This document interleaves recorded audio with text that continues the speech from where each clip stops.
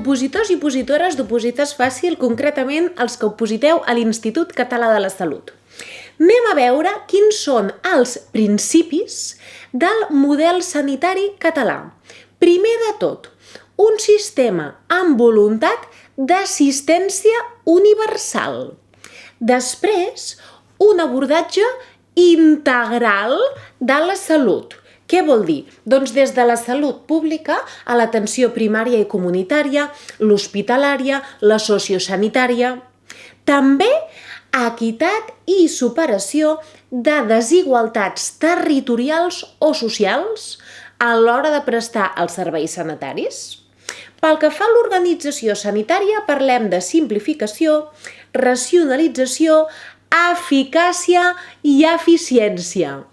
Després també tenim la descentralització. Què vol dir això?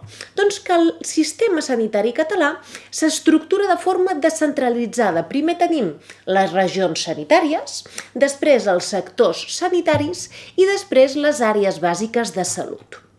Després tenim un altre principi que és la integració de serveis en una xarxa de servei públic que està constituïda per entitats que tenen diversa titularitat jurídica i també tenim una gestió descentralitzada. Què vol dir? Que hi ha diverses fórmules de gestió, directa, indirecta, compartida, per prestar els serveis per part de l'Institut Català de Salut, del Servei Català de Salut.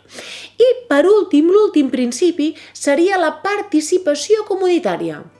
És molt important que et sàpigues tots aquests principis de cara a l'examen.